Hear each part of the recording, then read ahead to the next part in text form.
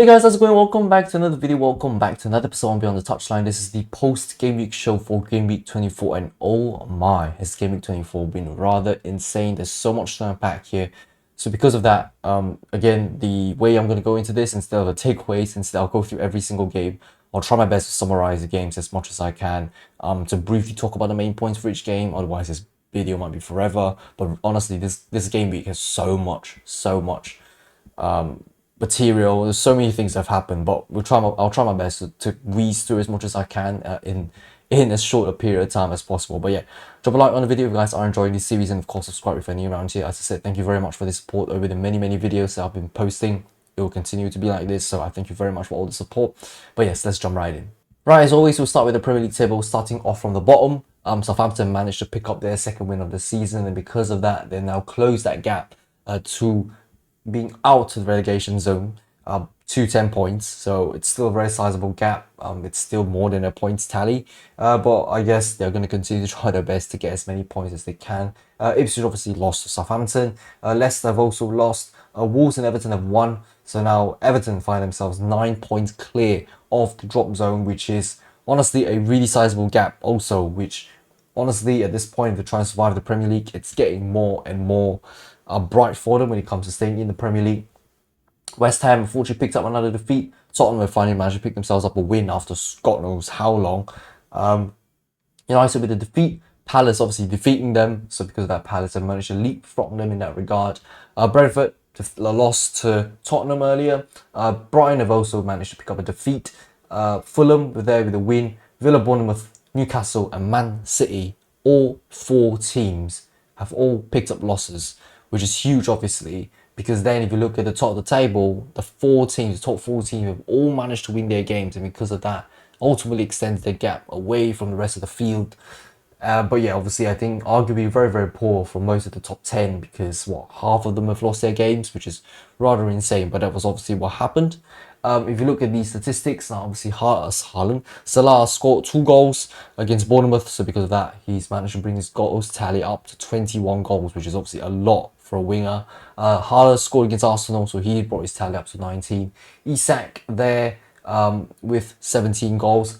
Joint with Wood, who actually scored a hat-trick against Brighton. We'll talk about that later. And then Wemo there with 14 goals still to his name. As for the assists, Salah didn't register an assist, so he's on 13. Saka didn't register an assist either. He's also stuck on 10. But Robinson did, so he's on 8. It's on 10 as well. Elanga had a couple of assists rather against Nottingham Forest against Brighton, so he's up to 8. Murphy as well is at 8, and Damsgaard is also at 8. Oh, of course, not to mention Cole Palmer is also on 14 goals. So here were my predictions for this game week, and as you can evidently tell, it was as disappointing as it can get. I've only managed to predict 2 out of 10 games. That's just the outcome. So you can tell how diabolical it's been for me for the predictions this week. A lot of things I didn't expect to happen happened. We'll talk about that later. But of course, onto the results. Nottingham Forest 7, Brighton 0. Newcastle with defeat to Fulham, 2 goals to 1 to Fulham. Everton smashing Leicester with 4 goals to the good. Ipswich lost to Southampton, as I've said, 2 goals to 1. Bournemouth lost to Liverpool, 2 goals 0. Wolves beating Villa 2-0 as well. United losing to Palace 2-0. Tottenham beating Brentford 2-0. Arsenal beating Man City 5-1. Chelsea beating West Ham 2-1. So here are the results. Let's go through every single one of them. Right, so starting things off here, Nottingham Forest against Brighton now, 7-0. Now obviously Nottingham Forest lost to Bournemouth 5-0 the game week before. So it's crazy to see how they've managed to not only bounce back from a defeat, but they've managed to have such a convincing result after that game against Bournemouth. I would have imagined that how demoralising it would have been for them to lose 5-0 to Bournemouth, and then to come up now with like 7-0 is actually pretty insane. There's so much, I'd say a lot of power in the team, or rather that cohesion in the team, the spirit to just get the win immediately, just to bounce back as much as they can, as fast as they can, and 7-0 is a crazy result. You must understand that Brighton, right, they're on the back of I think a two-game winning streak, and to be honest, Brighton, they aren't a bad team in general. We have to always understand that they can be very competitive in games, but this game they just lost it. Dunk with their own goal, 1-0. And after that, it was just a level of capitulation, especially towards the end as well. I think Brighton were really try. I don't understand what Brighton were doing. They looked like they were trying to push forward, but ultimately it's going to be very difficult when you're really like 5-0 down. And because of that, some gifts, honestly, for Nottingham Forest, which is how they've managed to cement such a big win. And obviously that does their goal difference huge favours. Doesn't do Brighton's goal difference huge favours. I think they went from a positive goal difference, and because of this defeat, it's down into the negatives as well. But insane, honestly, from Nottingham Forest. You've got to give credit where credit's due as always. They were fantastic in that game. I think this was another display of just how good they can be. And one can obviously now argue that that 5-0 defeat to Bournemouth was clearly a one-off, and Bournemouth were just that good that game. I wouldn't say Brighton didn't have chances, but just not good enough, I guess, compared to Nottingham Forest, who just managed to smash Brighton out of the park. So moving forward, again, as always, Nottingham Forest, they are going to try their absolute best to cement this top 4 position, which obviously, as the games go by and the way they're picking up results, right, is honestly looking a lot more positive. I just don't think they're going to win the league simply because of how good Liverpool and Arsenal are in general. There will be a point in time at Nottingham Forest they will not be able to catch up to them. But for this one, yeah, they're just going to relish that moment, and I'm sure they've been relishing this moment. I mean, 7-0 is a fantastic result in their eyes, and even as a neutral for this club, it's fantastic to see them doing so well. But yeah, 7-0 the result. Nothing much to say except wonderful from Nottingham Forest. So yeah, let's move on to the next one. Right, the next one, Newcastle 1, Fulham 2. Now, obviously, I predicted Newcastle to win this one, and I think it's not a surprise for me to predict it to predict in that fashion. Well, I'm just more surprised in the fact that they've got themselves a defeat here. I think a draw would have been disappointing, but it wouldn't be as disappointing as a defeat. I felt Newcastle had a lot of chances, to be honest. Tonali crashing the bar, Isak crashing the top of the bar as well with some really good curling effort. And I think these were moments where, had they scored, obviously the complexity of the game would have been different. It would have changed the entire landscape moving forward. They did score first, obviously. They did break the deadlock first, Newcastle, but after that, somehow Fulham managed to score 2 goals in rather quick succession, in my opinion, and that gave Newcastle a little bit of a mountain to climb. But Fulham were pretty okay in that game. I felt like they were not disorganised. It's just that they weren't looking as convincing to pick up a win. But no matter which they did, you've got to give credit to them again. I'd say to me this was like a shock result because, as I've said, I didn't expect Fulham to actually get the win against Newcastle. I'm not looking down upon Fulham, don't get me wrong. It's just that from my understanding of the quality and even in the games itself, in the game itself, I felt Newcastle had plenty of chances. They looked really lively moving forward, but just, I wouldn't say defensive errors, just maybe just turned off a little bit, and because of that, that's how they've conceded the 2 goals. I think the second goal obviously was a bit of a mess. Free kick coming in, I think Dubravka really tried to dive to get the ball away, but unfortunately just couldn't. And because of that, Muniz was able to just, pin the ball at the back of the net with just a touch, which, yeah, ultimately I think cemented the deal for Fulham for that game. But ultimately I felt Newcastle could have done better in some ways, but I felt they played really well as well. This one to me was a bit of a question mark, really. I'm sure Eddie Howe's going to look at this and think, how have they not at least got on point out of the game, because I felt Newcastle played rather well. Fulham played rather well too, don't get me wrong. It's just that I just exactly think that the way that they play in that game, they've played much better games, but this one somehow they managed to pick up a win, so that was a little bit surprising to me. But, regardless, disappointing result for Newcastle, a great result for Fulham, obviously. And obviously Fulham then, the charge towards the lofty positions of the Premier League still continues, but Newcastle obviously with a bit of a wobbly spell at the moment after being unbeaten, being, such a horse, such a powerful horse for quite a considerable period thus far this season. Yeah, they're starting to have a little bit of a wobbly spell, which is not going to be good for them. If anything, it spells danger, because the top 4 position, that 4th position, especially if Nottingham continue to win, then the only place that's left is the top 4, which is only going to provide more problems for the clubs that could find, which there are a lot. You've got Chelsea, City, now Newcastle, and possibly Bournemouth as well fighting for that position. So there is a lot of competition for that one. So the teams themselves, they need to pick up as good results as they can constantly, week in, week out. Otherwise, yeah, they will be in trouble if they want to take that position. Otherwise, they've got to settle for less ultimately. So The way Newcastle are performing in this game, if they move forward and the same sort of display continues, then they may have to settle for less than the top 4 position. Right, Everton 4, Leicester City 0. Now again, Everton have scored so many goals now, and that ultimately means that their entire goal difference has now decreased by a huge amount. And not only that, their goals tally is increasing. 3 goals against Tottenham the last game, and now 4 against Leicester. And they scored in 10 seconds, which is remarkable to me. And obviously that already displayed a huge foundation, only for them to score like 5 minutes later to make it 2-0. And obviously when you're 2-0 down in that early stage, it's very difficult for you to climb back already because of how dominant a start the opponent had. Again, Leicester a little bit no man's land as always. Not able to just convert anything. They were okay. I think they're generally okay when it comes to in the midfield section, but once they reach the final third, they've not been able to do anything convincing, and that's ultimately the reason why they've lost 4 goals. And as for Everton, they were just remarkable, to be honest. They've got to be very pleased with the 4-0 result. Again, any win that they can get right now is huge for them, and it's crazy because Dyche won't win in like the past 5 months or so, and then Moyes has come in 3 wins in 4 games. Now, don't get too carried away essentially by the form that Everton are suddenly putting out here. Honestly, of course, it could be just Moyes being a fantastic manager, but at the same time, you've got to understand that Everton also need time to, I'd say, recover, recuperate, and to sort of get their charge going again, get their mojo back. Because as I said, you know, Everton, this is not the Everton I'm used to watching, despite this happening for 2 to 3 years now. The Everton that I know, as I said, are very, very good Everton. The Lukaku days, the Naismith days, the Leighton Baines days. I honestly wish I can see an Everton like that again, fighting for Europe. That would just be remarkable because they've been fighting for relegation so long. I would just love to see them to fight for a higher position than what they're fighting for at the moment. But as I said earlier, I was talking about the table.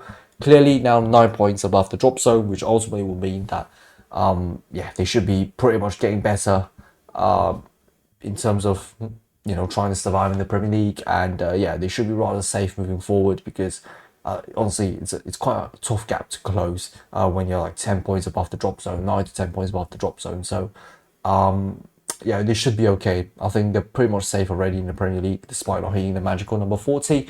But of course, as I said, you know, don't get too carried away. They still have a lot of work to do from now to the end of the season. They're going to try their best to get as many points as they can. Obviously, no signs at all, rather even, yes, very minuscule ones that aren't necessarily going to impact the rest of the season in general. But ultimately, yeah, as I said, you know, Moyes is going to try to build on this momentum, which I hope he does. And hopefully we can see an Everton that can perform as well as they can towards the end of the season at least, and start to climb up the table as much as they can. And I think that'll be a very, very good recovery of a season. Of course, when Dyche was sacked, don't get me wrong, I was really upset because not because I like Dyche or anything, but I thought I was doing a reasonably good job. But then obviously they brought in Moyes, which, I mean, I'm not looking at the 3 wins out of 4. I'm like, oh my god, this is a great signing. It's just a matter of the fact that, you know, he was with Everton for so long, right? Obviously in his rather second managerial tenure, and he's done so much for the club. And obviously, I think, you know, it kind of makes sense for him to come back. But ultimately, as I said, these results at the moment, past results do not guarantee future performances, or past performances do not guarantee future results. So because of that, you know, we've got to again remain rather silent about what's been happening. But I'm sure Everton fans can be very, very pleased with what they're seeing with Moyes, and yeah, they should be very happy about that. As for Leicester City, obviously poor from Leicester, ridiculous. Again, not exactly too sure what Rude is doing at this point in time. But of course, as I said, you know, when they're 2-0 down in the first 6 minutes, it's going to be very, very difficult to climb. Leicester in a lot of trouble, to be honest. I'm not sure if the board's going to give Rude a lot of time moving forward, but they should be prepared, I think, Leicester, for relegation with the way that they're performing. It's unfortunately it's not good enough. That win against Tottenham was different, right, because of how up and down Tottenham have been. But for this one, I felt, they were just not good at all, and they just need to clearly improve. But yeah, because of that, I think they should be slightly prepared for relegation, because I think that's what's to come for them, unfortunately. Right, Ipswich with a 2-1 defeat to Southampton. Now, this one again, Ipswich clearly just needed a win. They needed to do as much as they can, really, to get as many points as they can. Failed to do so, and Southampton managed to get themselves a win. And I felt Southampton really, really good that game, to be honest. I mean, this looks like another championship fixture combine next season, but you've got to understand, right? Southampton are on the worst form possible. Ipswich on reasonably okay form, and they've had wins against Tottenham, they had wins against Chelsea, and even the big losses that they've had, they've still put in a reasonably good amount of effort to get the win as much as they can, right? Or to get points to the best of their ability. This one was just diabolical from them. I just don't get how they've managed to lose against Southampton, which arguably I think is the easiest game to pick up 3 points, and they failed to do so, which is not good. Southampton pick up their second league win of the season, which is fantastic for them. I'm sure. Is this the momentum that they need to have their league season back on track? Honestly, unfortunately, not really. I think at this point they're more than happy, or rather, they've accepted the fact that it's going to be really difficult to stay up. All you can do right now is to get the best out of each game, to get most points as much as they can as well. That's only what Southampton can do moving forward. It's really nothing more to say. It's the same thing for Ipswich, just that Ipswich, I felt, they've something more to fight for. They clearly are fighting survival here, fighting relegation. They want to survive in the Premier League, but if they're going to continue to perform like this, how they did against Southampton, it's not going to cut it, is it? And even if their goal is thanks to Southampton not being able to clear their lines, Delap was just through one-on-one and managed to slot in. As always, Delap is a fantastic striker. This season, he's really shown it, despite not scoring that many goals, but clearly a really good striker. A bit clunky, but still a really good striker. Someone that's able to finish reasonably well. But as I said, this game here, Ipswich honestly should have won. Southampton with the win is great for them, but yeah, Ipswich just really need to do better than this. Otherwise, championship bound who next season for them, unfortunately. Right, Bournemouth 0, Liverpool 2. Now, this is one of the games where, honestly speaking, Liverpool could have dropped points, but I wouldn't say luck's on their side. Liverpool, I just think they've just been this good, and even when the defender, even when their opponents are really just knocking on the door against them, they're still able to perform. They're still able to score goals. They're still able to pick up wins, pick up points. It's crazy from Liverpool this season. They've just been this good. As I said, I could consider luck as a factor, but I don't really want to do that because Liverpool have just been that good this season. And as I've said, even when they are not at their best, and this game they clearly were not at their best, Bournemouth have still managed to not do anything against it.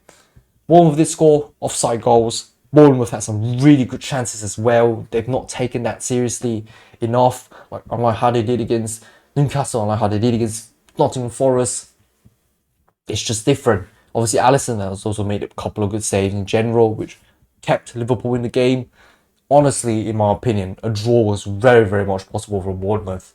That, as I said, would have changed the complexity of the game. We're talking about that. It's not towards the end they would start scoring more, but at the very start, when they were still 0-0, when they were 1-0 down, Bournemouth were looking very lively. Bournemouth had a lot of opportunities to score a goal at the bare minimum, and that would have changed Liverpool's approach moving forward. They were scrambling a lot more, but Liverpool still managed to come up with a 1-0 lead for very long, and Salah with a wonderful effort. Now, was that penalty? Obviously, I don't want to comment on that. I think it was a 50-50 for me. It was difficult to judge. Honestly, I think probably needed more cameras to look at it, different angles to register that.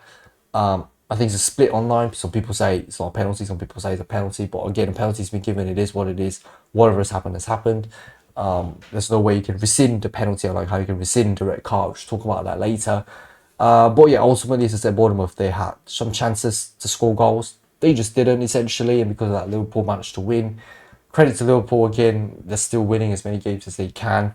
And as I said, time and time again throughout the entirety of this, since the start now of this Beyond the Touchline, I've talked about it again and again. Unless something goes crazily wrong for Liverpool, if they start to slip behind it against in 13-14, they genuinely should be winning the league. I don't see how they're not going to win the league moving forward anymore. The way they put in performances, as I said, even when they're not at their best, they are still being able to perform, which just reminds me of City when they were doing so well as well.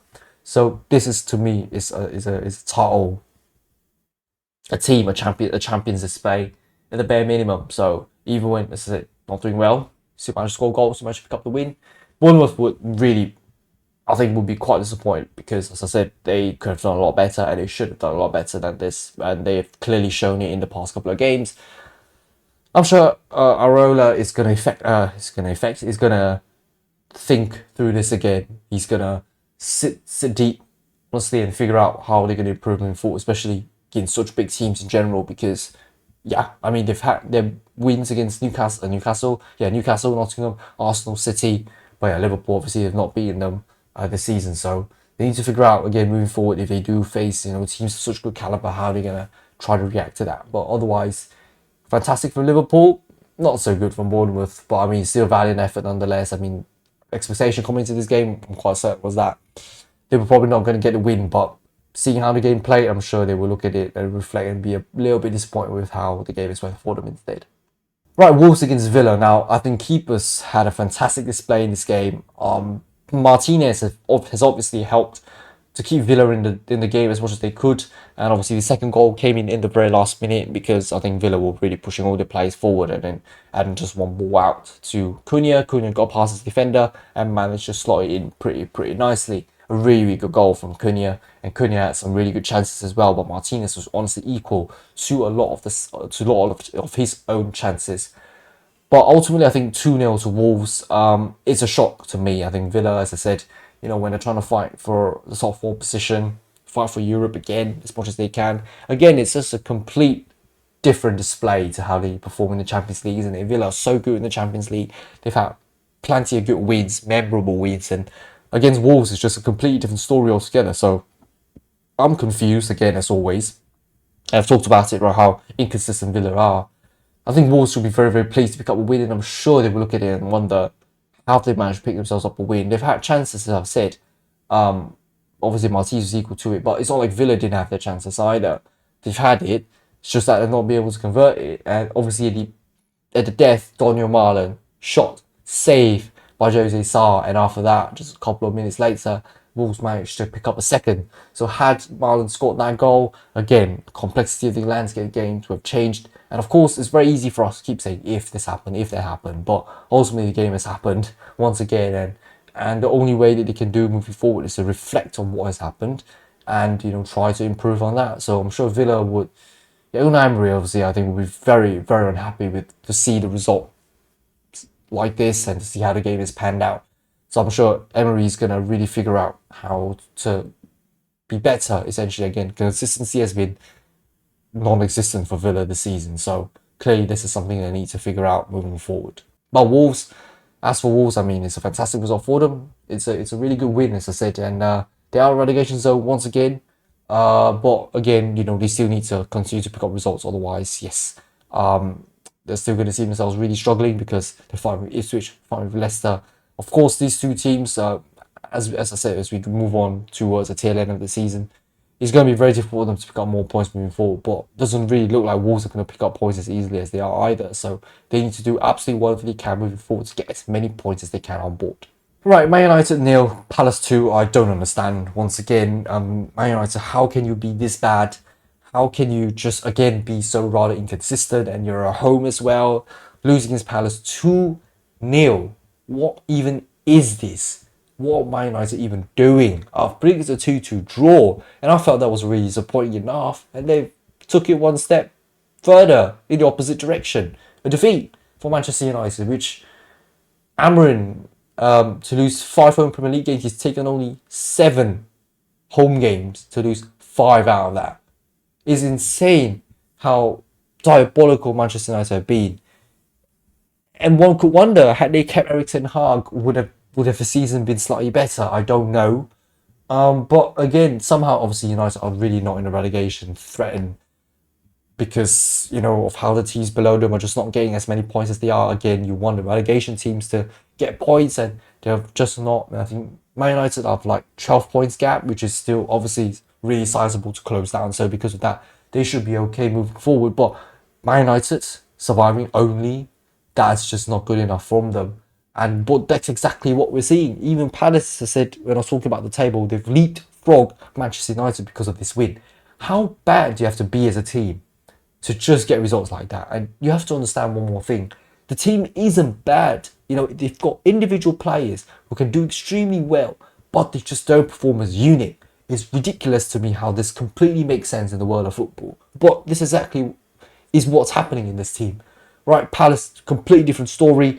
Played really well in general, tried to create chances, tried to use Mateta as much as they can, and Mateta scored a brace. It's just ridiculous how this game has happened in the manner in which it did. And this really sums up Manchester United's season in general, where it doesn't matter whether or not, you know, you were lucky in that game or whatever. You are supposed to pick up a win, because honestly, on paper, if you are at your best, you would have easily picked up a win against Crystal Palace. I'm sure the quality differential is there. It's rather huge. It's rather substantial. Plus, the value of your squad is obviously a lot higher than Crystal Palace. On paper, so many statistics and even past records of you smashing Palace as much as you've been, they would obviously continue to suggest that you should be beating Palace. But why are fans, even like me, so skeptical of them not pick up a win? It's because of how poor the performance has been throughout the entirety of the season. And as I said, I predicted a draw. They've taken the defeat instead, which makes it even worse. That is insane to me. I don't really know what to say anymore moving forward about Manchester United. I've got to be more apprehensive about them, simply because I don't even know when they're going to pick up a win. They can pick up a win in Europe again. They've done so well in Europe. And talk about Tottenham later, who've done the same as well. Europe, great performance. Come back to the league domestically, all over the shop. Villa, United, Tottenham, these three teams, very, very interesting. Continental form, so much better than domestic form. But ultimately, as we are all fully aware, domestic form is arguably so much more important, because you're trying to fight for positions, and if you want to get to Europe again next year, which these three teams should be fighting for Europe, obviously, but obviously the latter two clearly not doing so. But regardless, these three teams should be fighting for Europe, and at this point, if the inconsistency is going to continue to protrude all of the games moving forward, they're definitely not going to be able to qualify for Europe, despite Villa being so high up there. It's not going to look easy for Villa, but simply because of how many teams above them are still fighting for a top 4 position, top 5, top 6 as well. Villa just got to be better. Man United have got to be better if they want to finish even just in the top 10. And that's exactly the same with Tottenham Hotspur as well. That's poor for Manchester United. I mean, if I was still supporting Manchester United, I would be absolutely disgusted by what I'm seeing, and I'll be so angry. But of course, I've got many reasons to be angry at Man City, which we'll talk about later. But regardless, nonetheless, 2-0 defeat, they've got to change things up. Manchester United, they've got to figure out once again. They can make many signings. They can make 11 signings, honestly, and things wouldn't have changed.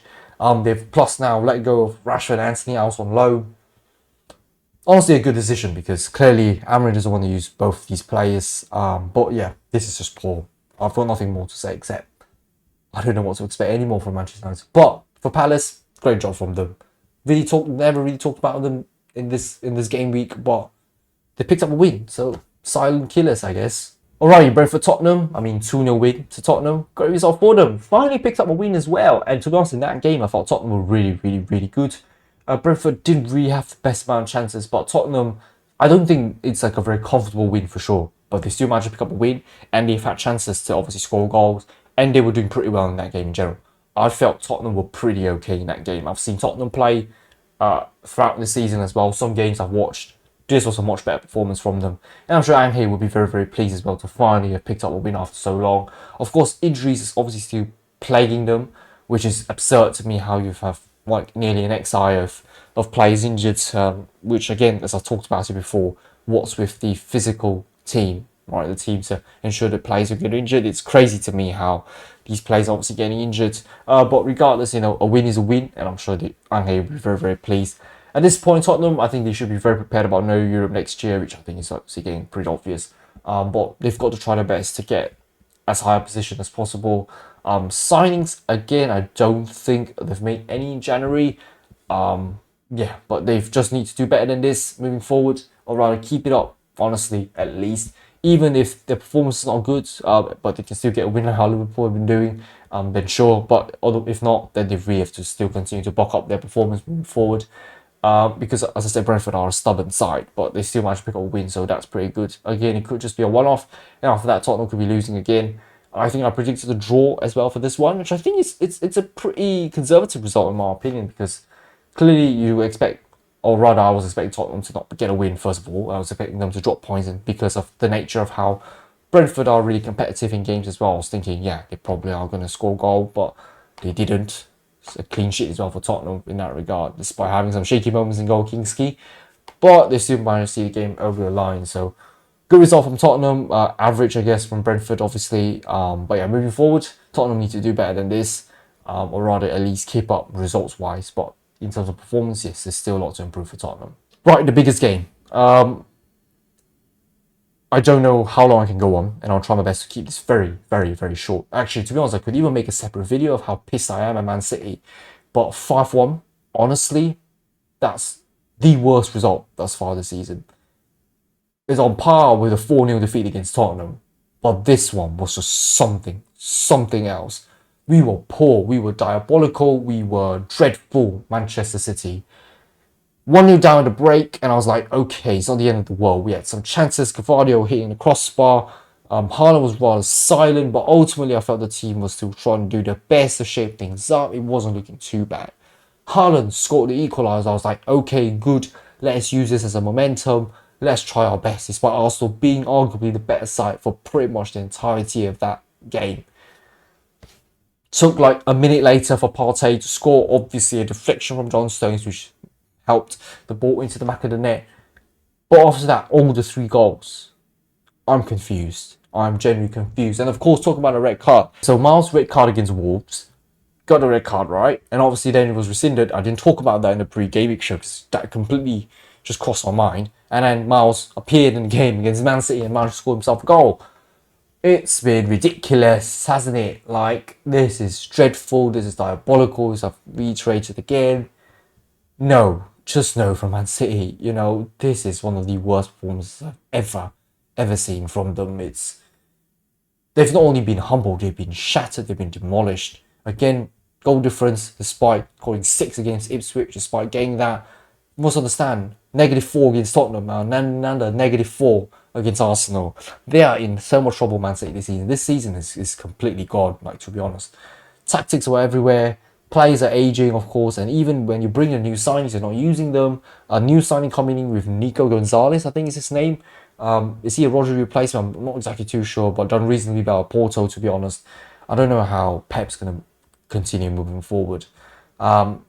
I mean, I've never really talked about it, but I'm quite sure it's got to do with his divorce that's happening in the family because he chose to stay at the club for another 1 year or so, and the wife just, maybe ex-wife now, has gone pretty tired of it. You know, I think, to be honest, a decade in Manchester, maybe it's not very survivable for everyone.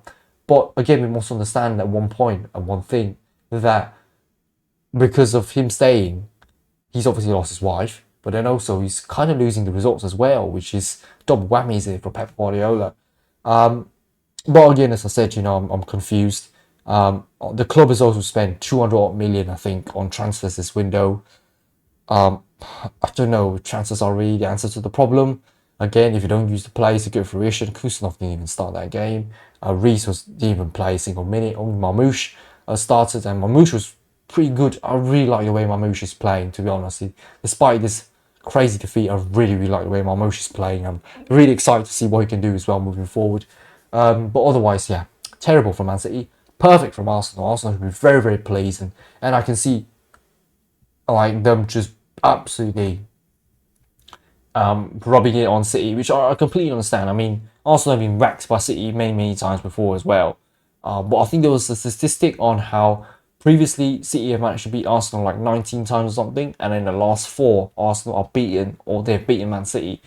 So it's a crazy stat, a crazy turnaround of stat.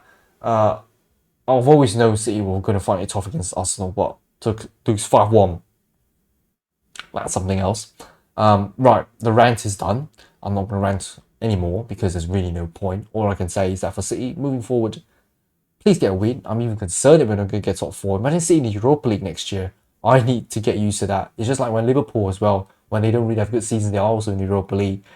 This might be my first time seeing City in the Europa League after supporting them for so long, because they've always been in the Champions League since I've supported them. So this will be new territory for me as well as a fan. But that just shows how bad they've been this season, when clearly I think a much better win we expected from them. But it is what it is. And as for Arsenal, please continue to close the gap to Liverpool. Try your best to fight. Otherwise, yeah, 3 years in a row in second. That's also really bad for Arsenal, isn't it?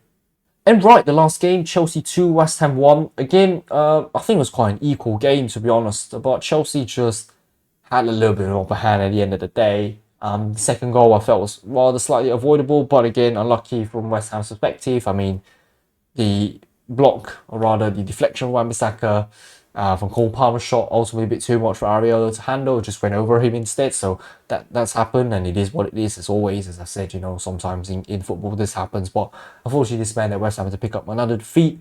They had some good chances, I felt, in that game as well, and Jarrett Bowen scored a really, really good goal as well, pounced on the mistake from Chelsea, and ultimately scored. So this game, again, probably could have ended in a draw. For me to predict West Ham to score 3 against Chelsea is a little bit too optimistic considering how the game panned out. But ultimately, I think it's still not too bad from West Ham. But even then as well, as I said, the wild card is still continuing on. Still very consistent in the league from Graham Potter. Still needs to find his feet, find his momentum for this club to help the club pick up as many results as they can. Because where they are now in the Premier League, as I said, it would have been the same had Lopetegui stayed, in my opinion.